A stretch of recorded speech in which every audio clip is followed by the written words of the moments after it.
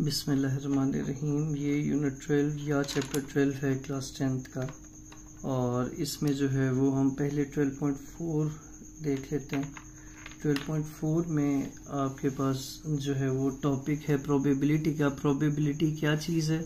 इसको हम कहते हैं मेजर ऑफ लाइक्लीहुड, या आप जब कैलकुलेट करते हैं चांस, किसी भी चीज़ का होने का चांस या अकरेंस की अकरेंस, इसको हम प्रोबेबिलिटी का नाम देते हैं। यहाँ पर भी ये लिखा हुआ है कि measure of likelihood of an event occurring, it is number, इसकी वैल्यू हमेशा 0 से 1 के दरमियान होगी। और अगर हम इसे डेसिमल में लिख रहे हैं, और 0 भी हो सकती है 1 भी हो सकती है, ये लिखा हुआ है कि जी number between 0 and 1 both inclusive, यानी ये दोनों शामिल होंगे। और ये रिप्रेजेंट करेंगे किसको? चांस या chance of an event happening को 0 और 1 में। अगर हम इसी नंबर को, ये जो डेसिमल में 0 और 1 डेसिमल नंबर का हिस्सा होता है, अगर आप इसको फ्रैक्शन परसेंटेज में लिखें तो किसी भी चीज़ की प्रोबेबिलिटी मिनिमम 0% होगी और मैक्सिमम 100% होगी। अब यहाँ से आगे चलते हैं तो प्रोबेबिलिटी से रिलेटेड कुछ डेफिनेशंस हैं, जिनमें सबसे पहले एक्सपेरिमेंट है। एक्सपेरिमेंट एक ऐसा एक्शन या प्रोसेस होगा जो कि आपको एक ख़ास सेट ऑफ आउटकम्स देगा, यानी जो भी आप एक्सपेरिमेंट परफॉर्म करेंगे उसका कोई ना कोई रिजल्ट आएगा। आगे हम क्वेश्चन करते हैं तो वो सारे सिनेरियो जो क्वेश्चन में प्रोबेबिलिटी वाले क्वेश्चंस में दिए हुए होते हैं, वो उसके जो हैं वो एक्सपेरिमेंट कहलाते हैं। और आउटकम क्या है? ये वो स्पेसिफिक रिजल्ट है किसी एक्सपेरिमेंट का जिसमें आपका इंटरेस्ट होगा। फिर सैम्पल स्पेस को देखें तो यहाँ पर सैम्पल स्पेस को हम डिफाइन करते हैं set of all possible outcomes of an experiment, कि जब एक एक्सपेरिमेंट के सारे रिजल्ट्स को हम सेट की फॉर्म में लिख लेते हैं तो वो सेट सैम्पल स्पेस कहलाएगा। मैं यहाँ पर एक छोटी सी एग्जांपल देता हूँ कि अगर 1 कॉइन है, एक कॉइन को टॉस करें तो या तो आपके पास हेड आता है या टेल आता है। अगर इसकी ये पॉसिबिलिटीज आप एक ब्रैकेट में लिख लें सेट की फॉर्म में, और उस सेट को नाम दे दें एस का, तो ये सैम्पल स्पेस बन जाएगी। इसके बाद इवेंट है। इवेंट ये वो सेट है एक या एक से ज़्यादा आउटकम्स का जिसमें हमारा इंटरेस्ट होगा, जिसकी हमने प्रोबेबिलिटी फाइंड करनी होगी या जिसके आने में हमारा इंटरेस्ट होगा, और फिर प्रोबेबिलिटी को डिफाइन किया जा रहा है। ये छोटी छोटी 1 लाइनर डेफिनेशंस हैं, ये आपको याद होनी चाहिए। और प्रोबेबिलिटी किसी भी नंबर की बिटवीन 0 एंड 1 आएगी और बोथ इंक्लूसिव है। अगर परसेंटेज में कहें तो ये 0 से लेकर 100% तक होती है। और प्रोबेबिलिटी को हम 3 तरीकों से रिप्रेजेंट कर सकते हैं। डेसिमल नंबर के तौर पर भी रिप्रेजेंट किया जा सकता है, फिर उसके बाद परसेंटेज के तौर पे भी रिप्रेजेंट किया जा सकता है, और एंड पर जो है वो फ्रैक्शन के तौर पे भी आप किसी भी प्रोबेबिलिटी को रिप्रेजेंट कर सकते हैं। यहाँ तक करने के बाद आपको जो है वो अब लेके चलते हैं उस थ्योरेटिकल पोर्शन में जो हमारे क्वेश्चन नंबर 1 से रिलेटेड है। इसको भी ज़रा फॉलो कीजिएगा। चलें जी, ये वो टॉपिक है जो कि हमारा फर्स्ट क्वेश्चन से रिलेटेड है। इसको यहाँ से थोड़ा रीड करते हैं और फिर क्वेश्चंस भी अटेम्प्ट कर लेंगे। और इसमें वो क्या कहते हैं, सैम्पल स्पेस डायग्राम को डिफाइन किया जा रहा है कि ये एक विजुअल रिप्रेजेंटेशन है, जैसे एक ग्राफ विजुअल रिप्रेजेंटेशन है, इसी तरह ये सैम्पल स्पेस डायग्राम भी विजुअल रिप्रेजेंटेशन है। किस चीज़ की रिप्रेजेंटेशन है? इसको देखें तो यहाँ पर लिखा हुआ है कि ये सारी पॉसिबल आउटकम, किसी भी एक्सपेरिमेंट की जितनी भी आउटकम्स हैं, अगर उनको आप एक डायग्राम के थ्रू रिप्रेजेंट कर दें तो ये सैम्पल स्पेस डायग्राम कहलाती है। इससे पहले हम लोगों ने सिर्फ सैम्पल स्पेस की डेफिनेशन की थी। अगर ये सिर्फ इतना सैम्पल स्पेस होगा तो ये सेट की फॉर्म में लिखा जाएगा, लेकिन यहाँ पर सैम्पल स्पेस डायग्राम है तो डायग्राम विजुअल रिप्रेजेंटेशन होगी उसी सैम्पल स्पेस की या उन्हीं पॉसिबल आउटकम्स की। और इसके ज़रिए हम कैलकुलेट कर सकते हैं प्रोबेबिलिटी ऑफ कंबाइंड इवेंट्स, जिसमें आप फेवरेबल यानी वो आउटकम्स देखेंगे जो आपके इंटरेस्ट की, और उसको डिवाइड कर दिया जाएगा total number of possible outcome से। अब जैसे फॉर एग्जांपल हम बात करते हैं, हम कहते हैं कि n of s number of possible outcomes हैं। इसको जब आप n ऑफ s कहाँ से लेते हैं? n ऑफ s लेते हैं सैम्पल स्पेस के नंबर ऑफ एलिमेंट्स होते हैं, और जिस इवेंट में आपका इंटरेस्ट है, जिसकी आपने प्रोबेबिलिटी लेनी है, अगर वो इवेंट होगा और आपने प्रोबेबिलिटी ऑफ ए लिखनी होगी, तो आप n ऑफ ए को यानी number of elements in set A को number of elements in set sample space से डिवाइड कर देंगे तो आपको प्रोबेबिलिटी मिल जाएगी। अब यहाँ से आगे आ जाएं तो वो कह रहे हैं कि अगर आपने कैलकुलेट करनी है प्रोबेबिलिटी ऑफ कंबाइंड इवेंट्स और सैंपल स्पेस डायग्राम के जरिए, तो इसका पूरा प्रोसेस दिया जा रहा है कि इसके लिए आप पहले सैंपल स्पेस डायग्राम बनाएंगे। सैंपल स्पेस डायग्राम बनाने के बाद अब सैंपल स्पेस डायग्राम में सारी पॉसिबल आउटकम्स को आप विजुअलाइज कर लेते हैं या विजुअल रिप्रेजेंटेशन उसकी दे देते हैं। फिर आप देखते हैं कि आपकी फेवरेबल आउटकम्स कितनी हैं जो कि कंडीशन ऑफ कंबाइंड इवेंट को सेटिस्फाई कर रही है। फिर आप नंबर ऑफ फेवरेबल आउटकम्स निकालते हैं, जैसे यहाँ पर n ऑफ a कहा गया था, और फिर उसको डिवाइड कर देंगे आप total number of possible outcomes से। तो ये 4 स्टेप्स इनफैक्ट हैं जिसके ज़रिए आप कंबाइंड इवेंट की प्रोबेबिलिटी निकाल सकते हैं with the help of sample space diagram. और अब हम आगे चलते हैं और कुछ डायग्राम्स को डिस्कस करते हैं जो आपके स्कोप में हैं या जो कि हमने आगे क्वेश्चंस में भी इस्तेमाल करनी है। अच्छा जी, यहाँ पर मुख्तलिफ टाइप्स हैं सैंपल स्पेस डायग्राम की, और जो हमारे स्कोप में है वो एक है पॉसिबिलिटी डायग्राम, दूसरा है ट्री डायग्राम और तीसरा है वेन डायग्राम। और इन सब को आपने क्लास 8 में भी किया हुआ है और कुछ जो है वो आपने क्लास 9th में भी की थी। अब हम 1 बाय 1 इन सब डायग्राम्स को देखते हैं। यहाँ पर ना मैं आपके क्विकली ये कॉन्सेप्ट्स को गो थ्रू करूँगा ताकि आपको थोड़ा सा आइडिया हो जाए। फिर जब क्वेश्चंस पे जाएंगे तो हम इसको जो है वो इन डिटेल देख लेंगे। Probability of combined event using possibility diagram. Possibility diagram एक ग्राफिकल रिप्रेजेंटेशन है सारी पॉसिबल आउटकम्स की जो कि एक एक्सपेरिमेंट की हो सकती हैं।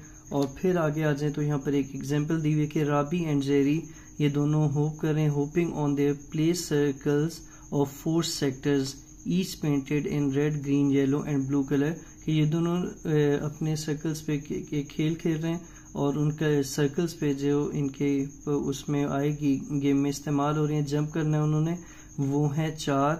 उन चारों के colour red, green, yellow and blue colour है। और हमने प्रोबेबिलिटी निकालनी है कि वो दोनों ही जंप करेंगे सेम कलर के ऊपर, और ये भी प्रोबेबिलिटी निकालनी है कि वो दोनों ही जंप करेंगे डिफरेंट कलर्स पे। तो इसके लिए हम पहले अपनी पॉसिबिलिटी डायग्राम बनाएंगे। और पॉसिबिलिटी डायग्राम कुछ इस तरह की बनेगी कि जैसे आप एक्स एक्सिस और वाई एक्सिस को लेते थे, इस तरीके से यहाँ पर आपने लेट करना है कि एक साइड पर एक बंदे की पॉसिबिलिटीज़ हैं, राबी की पॉसिबिलिटीज़ हैं कि वो रेड पे भी जंप कर सकती है, ग्रीन पे भी, येलो पे भी और ब्लू पे भी।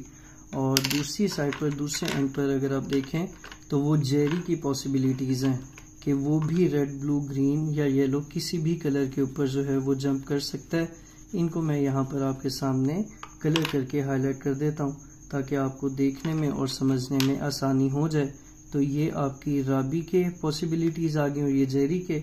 अब आपने इनके सब कम्बिनेशंस लेने हैं, यानी अगर राबी रेड पे आए और इसके बिल्कुल सामने जेरी है वो भी रेड पे आए तो एक पॉसिबिलिटी ये बन जाएगी। फिर इसी तरह ग्रीन वाली को देखें तो दोनों की ग्रीन ये पॉसिबिलिटी बन जाएगी। फिर इसी तरह येलो और दोनों येलो यहाँ पे आ जाएगा और दोनों ब्लू इस जगह पर आ जाएगा। यानी ये जो कॉलम बन रहा है, ये जो हमने एक सर्कल के थ्रू या एक तरीके से इसे हाईलाइट कर दिया, प्रोमिनेंट कर दिया, ये वो पॉसिबिलिटीज़ हैं जहाँ पर दोनों सेम कलर के ऊपर जंप करेंगे। और जो इसके ऊपर ट्रायंगल बन रही है, जैसे ये वाला पॉइंट अगर आप देखते हैं तो राबी इस वाले पॉइंट पे रेड के ऊपर है और जेरी येलो पर, तो ये रेड येलो का पॉसिबल पॉइंट बनेगा। तो ये सारे point basically possible outcomes show कर रहे हैं और ये सारे डिफरेंट को शो कर रहे हैं कि दोनों ने डिफरेंट कलर के ऊपर जंप किए, ये वाला ट्रायंगल भी और नीचे वाला भी। और जो सेंट्रल लाइन है इसकी ये शो कर रही है कि ये सेम कलर पर जंप करेंगे। तो इस तरह जो है वो आपकी ये पॉसिबिलिटी डायग्राम बनती है। फिर हम आगे चलते हैं और ट्री डायग्राम को देख लेते हैं। अभी ना सिर्फ ये डायग्राम ही आपको दिखानी थी क्योंकि एग्जाम्पल्स के लिए हम एक दफ़ा हमारा टच डाउन हो जाए कि हम सारे कोर्स को एक दफ़ा देख लें, उसके बाद फिर डिटेल में हम एक्सरसाइज पे जाएंगे और एक्सरसाइज के अलावा भी काम करेंगे। एग्जांपल्स और रिव्यू एक्सरसाइजेस की एक अलग वीडियो सीरीज आएगी। अभी जो है वो हम अगले मेथड को देख लेते हैं। ये है जी नेक्स्ट मेथड, जहाँ पर हमने ट्री डायग्राम के ज़रिए प्रोबेबिलिटी निकालनी है। ट्री डायग्राम में आपका पहले एक स्टार्टिंग पॉइंट होगा जिसको रूट नोड कहा जाएगा, फिर ब्रांचेस बनेंगी जिसमें आप पॉसिबल आउटकम्स बनाते हैं, और एंड पर लीफ नोड्स आएंगी जो कि फाइनल आउटकम शो करेंगी। यानी 3 स्टेप्स में आपकी ट्री डायग्राम कंप्लीट होगी, जिससे आप विजुअलाइज कर सकेंगे प्रोबेबिलिटी प्रॉब्लम्स को, मुख्तलिफ आउटकम्स को आइडेंटिफाई कर सकेंगे और कैलकुलेट कर सकेंगे मुख्तलिफ प्रोबेबिलिटीज़ को, अपनी डिसीजन मेकिंग प्रोसेस को एनालाइज करेंगे और कंडीशन प्रोबेबिलिटी भी निकल आएगी। अब हम इसकी भी जो सॉल्व्ड एग्जांपल है वो देख लेते हैं। ये है जी इससे रिलेटेड एग्जांपल। 2 फीमेल्स हैं, एक मारिया और एक हलीमा। 2 कॉइन्स को टॉस कर रही हैं। हलीमा पहले टॉस करिए और फिर मारिया। तो हमने इसकी ट्री डायग्राम बनानी है। ट्री डायग्राम के लिए ये आपकी रूट नोड हो गई। रूट नोड के बाद आपकी, जैसे दरख्त में रूट के बाद ब्रांचेस आती हैं, तो ये वाली ब्रांच नोड होगी। ब्रांच नोड के आगे फिर आपके जो लीफ नोड है या लीव्स हैं वो आ जाते हैं। ब्रांच में आपने रूट नोड से स्टार्ट करना है, और जो पहले डिस्ट्रीब्यूशन बनती है, 2 फीमेल्स हैं, एक मारियास कॉइन है और दूसरा जो है वो हलीमास कॉइन है, मारियास कॉइन है। मारिया ने जब कॉइन किया, क्योंकि हलीमा आफ्टर मारिया कर रही है, तो यहाँ इसकी जब आपने ब्रांचेस बनानी है तो उसमें पहले मारिया के कॉइन की आउटकम्स लिखेंगे। तो मारिया के कॉइन की आउटकम्स आपकी यहाँ पर हेड आ जाएगा और यहाँ नीचे टेल आ जाता है। ये बुक पे थोड़ी सी प्रिंटिंग मिस्टेक हुई हुई है। और अगर आप इसके बाद सेकंड बारी करेंगे हलीमा की, तो हलीमा की पॉसिबिलिटीज आएंगी। पहले इस ब्रांच के साथ 2 लीव्स अटैच करें हेड और टेल के, फिर इस ब्रांच के साथ 2 लीव्स अटैच करें हेड और टेल के, और फिर एंड पे जो है वो आपकी फाइनल आउटकम्स आ जाती हैं। और उनकी अगर बात करें तो ये H और ये H आ जाएगा, फिर ये H और T ST आ जाएगा, फिर ये T और STH आ जाएगा, और T और T ये आपकी फाइनल आउटकम्स बन गई। तो आप इनको रूट ब्रांच और लीफ भी कह सकते हैं, और इसको भी रूट ब्रांच और लीफ कह सकते हैं। लेकिन आपका मेन कंसर्न जो है वो ये वाली आउटकम्स हैं, क्योंकि इससे आप अपने इंटरेस्ट की जो है वो प्रोबेबिलिटीज़ निकाल सकते हैं। और अब हम जो है वो लास्ट मेथड जो आपके कोर्स में है वो देख लेते हैं। वो है वेन डायग्राम का। ये जी है Venn diagram, probability of combined event using Venn diagram. Venn diagram एक पिक्टोरियल रिप्रेजेंटेशन है सेट्स की और उनके रिलेशनशिप की, जिसमें आप ओवरलैपिंग या डिसजॉइंट सर्कल्स बनाते हैं। ओवरलैपिंग जैसे आपको यहाँ पर ग्रेड 7 और ग्रेड 8 का ओवरलैपिंग पोर्शन आ रहा है कि एक दूसरे के ऊपर जो है वो उसकी बाउंड्री को ओवरलैप कर रहा है। और जब डिसजॉइंट होगा तो ये दोनों सर्कल बिल्कुल सेपरेट बनेंगे, इनका कोई कॉमन एरिया नहीं आता। जैसे इसमें देखें ओवरलैपिंग वाले में, तो ये कॉमन एरिया दोनों में ही आ रहा है। तो ये जो पिक्चर बनी हुई है मैं यहाँ पर लिख देता हूँ कि ये ओवरलैपिंग है, और इन केस ऑफ डिसजॉइंट कुछ इस किस्म के ये सेट्स बनने थे कि इनका कोई कॉमन एरिया नहीं आना था, और ये एक सैम्पल स्पेस के अंदर लाई करते हैं। अब इसके लिए हम क्या करेंगे, आपने ज़ैनब रैंडमली क्वेश्चन पढ़ लेते हैं, फिर इसको देखते हैं। ज़ैनब ने रैंडमली पिक की है बुक को लाइब्रेरी के शेल्फ से, जिसके अंदर 50 बुक्स टोटल पड़ी हुई हैं।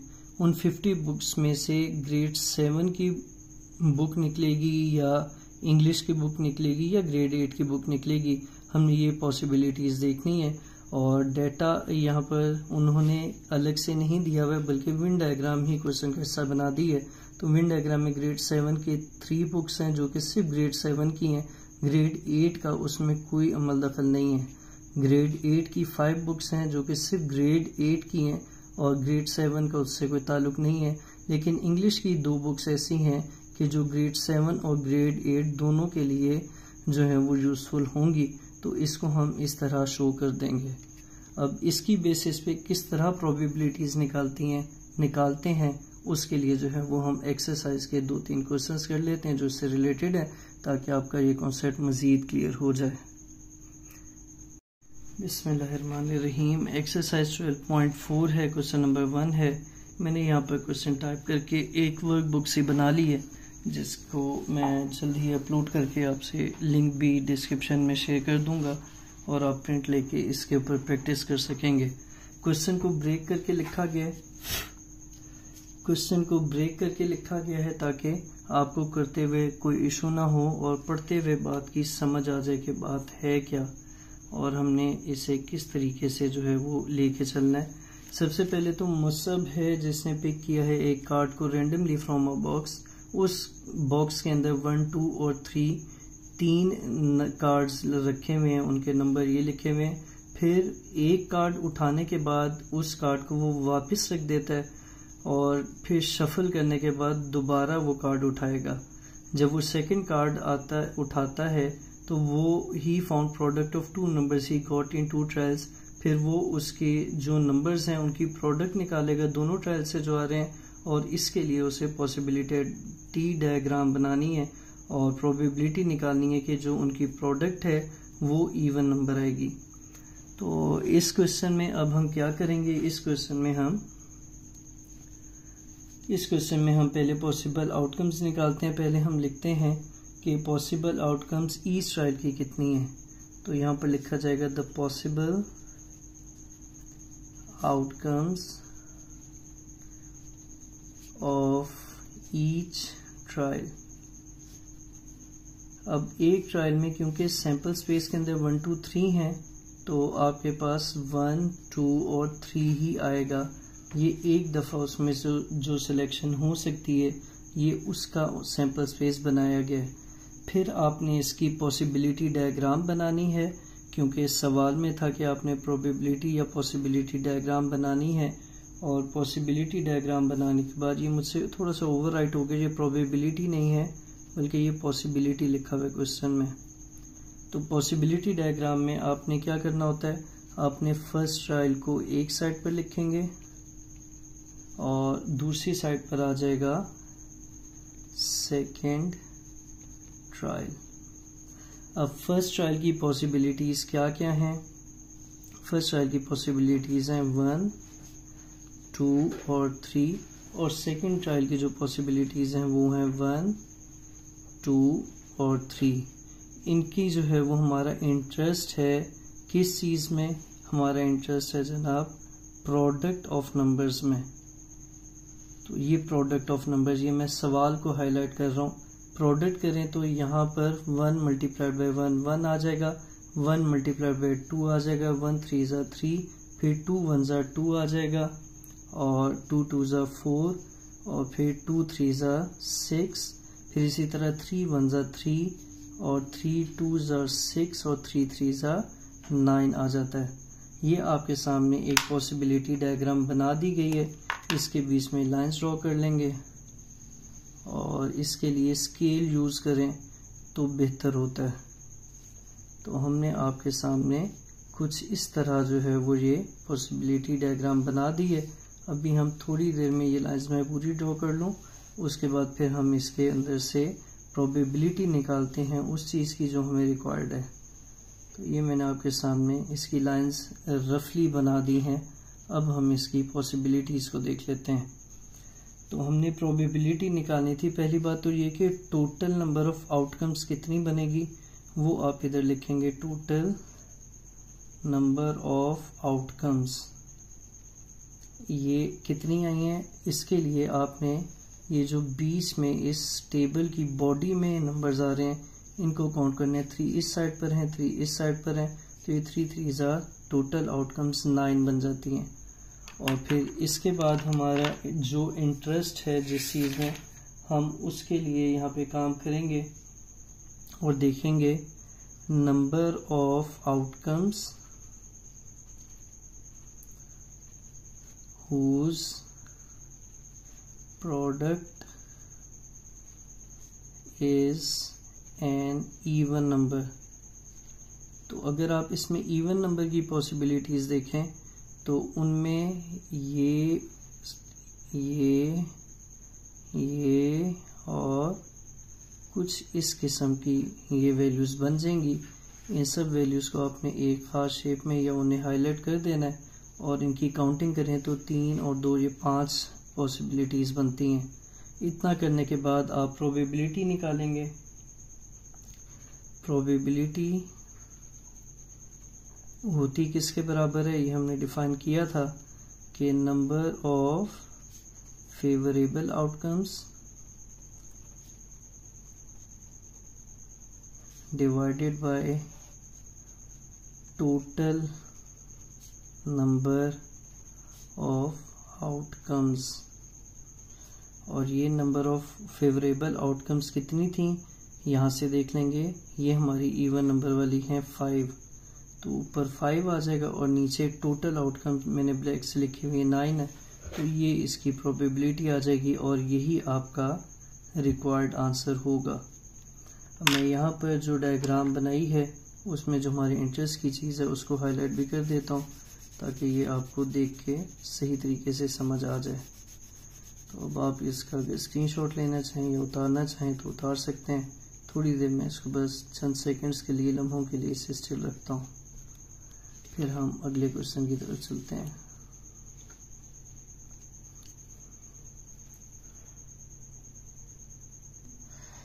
बिस्मिल्लाहिर्रहमानिर्रहीम। अब ये हमारा नेक्स्ट क्वेश्चन है जिसमें आशा हैं जो कि कॉइन को 3 टाइम्स फ्लिप कर रही हैं।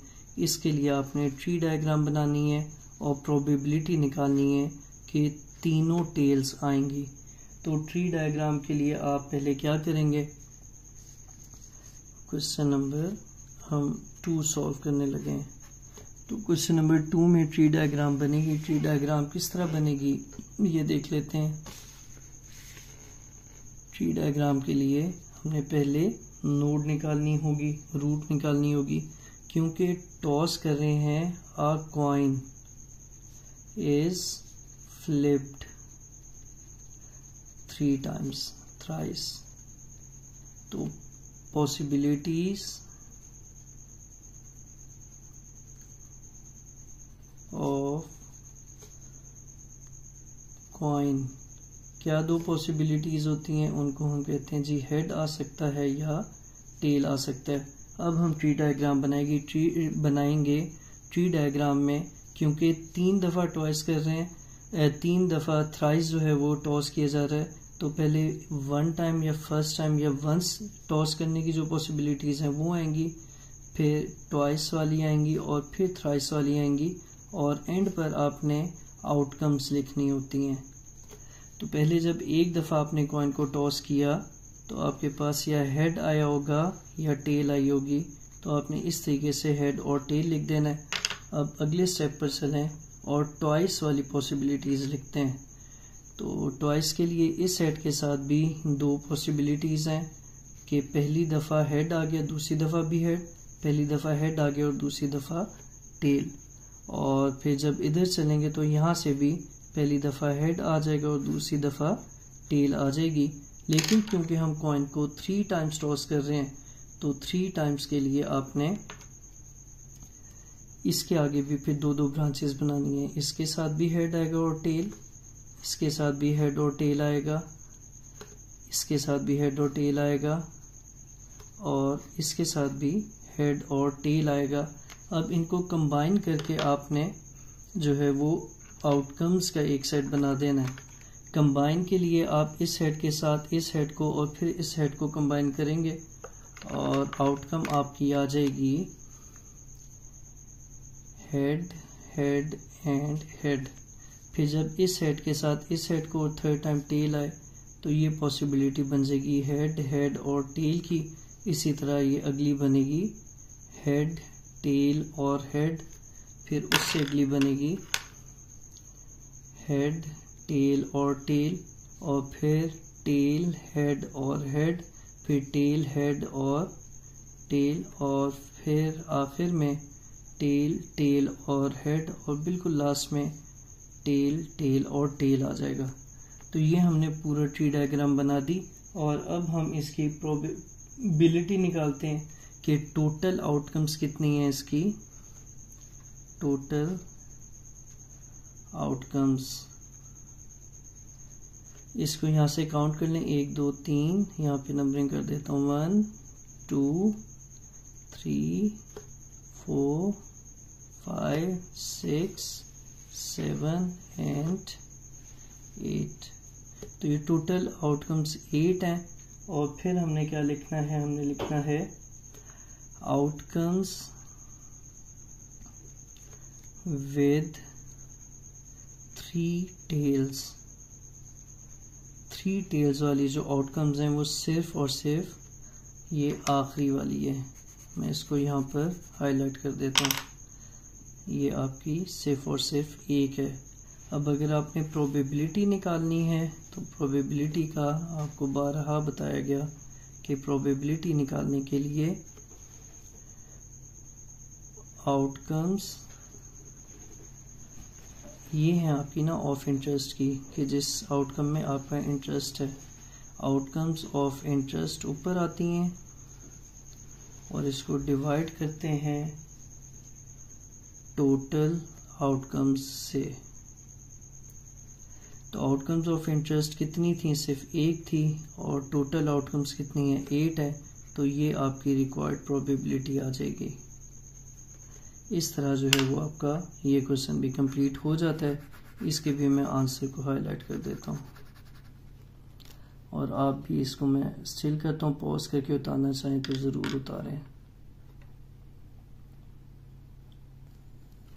ये जी क्वेश्चन नंबर आज का, ये इस वीडियो का आखिरी क्वेश्चन है, क्योंकि इससे आगे जो है वो एक डिफरेंट चीज़ शुरू होगी।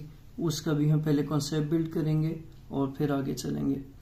तो क्वेश्चन नंबर 3 है जी, एक सर्वे किया जा रहा है 100 स्टूडेंट्स का, जिसमें से 100 में से 40 बच्चे जो हैं वो पिज्ज़ा को लाइक करते हैं और 45 जो हैं वो बर्गर्स को लाइक करते हैं। हमने इसकी वेन डायग्राम बनानी है।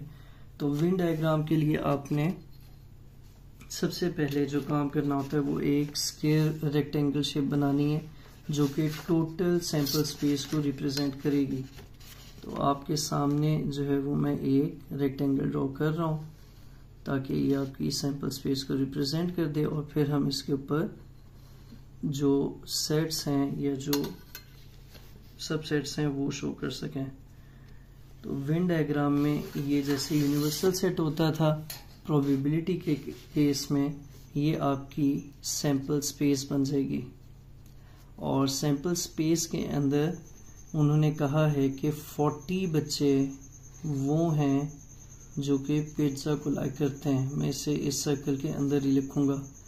और मज़ीद वो कह रहे हैं कि एज्यूमिंग नन लाइक बोथ। जब नन लाइक बोथ है तो ये इंडिकेटर है कि ये डिसजॉइंट सेट्स होंगे, और जब डिसजॉइंट होंगे तो पिज़्ज़ा के साथ जो बर्गर बन रहा है वो अलग से एक सेट बनेगा। ये आपका बर्गर आ गया, और ये कितने बच्चे लाइक करते हैं, 45। टोटल सैंपल स्पेस में जो n ऑफ s है वो 100 बच्चे थे। अब 100 में से 40 पिज़्ज़ा लाइक करते हैं, 45 बर्गर लाइक करते हैं, तो रिमेनिंग कितने बचेंगे, रिमेनिंग बचेंगे 15। तो इस तरह आपकी ये सैंपल स्पेस पूरी हो जाती है वेन डायग्राम में। और अब हम जो है वो इसका डेटा लिखते हैं। टोटल स्टूडेंट्स कितने हैं ये क्वेश्चन में दिया हुआ है। टोटल स्टूडेंट्स 100 थे, और फिर number of students like pizzas, इसमें आएंगे 40। फिर लिखेंगे number of students who like, और स्टूडेंट्स हु लाइक बर्गर्स, इसमें सवाल में ही दिया हुआ है 45। और हमारा इंटरेस्ट है प्रोबेबिलिटी ऑफ स्टूडेंट्स लाइक इधर पिज़्ज़ा और बर्गर, कि कोई भी ऐसा बच्चा जो पिज़्ज़ा या बर्गर लाइक करता है वो ऊपर आ जाएगा। तो प्रोबेबिलिटी हमने निकालनी है स्टूडेंट्स who like पिज़्ज़ा और बर्गर। ये हमारा इंटरेस्ट वाला इवेंट हो गया, और यहाँ पर आपने टोटल आउटकम्स लिखनी होती हैं। तो हम क्या करेंगे, नंबर ऑफ स्टूडेंट जो पिज़्ज़ा और बर्गर लाइक करते हैं उसमें ये 40 और 45 को प्लस कर दिया जाएगा। तो ये 40 + 45 आ जाते हैं, डिवाइड करना है 100 से। तो ये आ जाएगा 85/100। इसको अगर आप कटिंग और सिंप्लीफिकेशन करें या डेसिमल में लिख लें तो ये 0.85 या 100 से मल्टीप्लाई करें तो ये 85% आपका आंसर बन जाता है।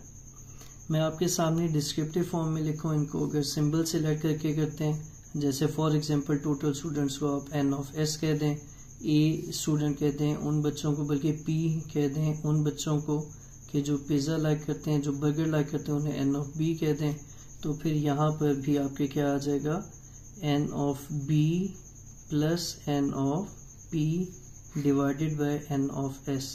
इस तरह भी इस क्वेश्चन को किया जा सकता है। ये भी आप उतारना चाहें तो ज़रूर उतार लें ताकि आपके पास ये सॉल्यूशन आ जाए। Thank you so much. और बाकी इंशाल्लाह आगे अगले वीडियो में आएंगे questions. Thank you so much. अल्लाह हाफिज़।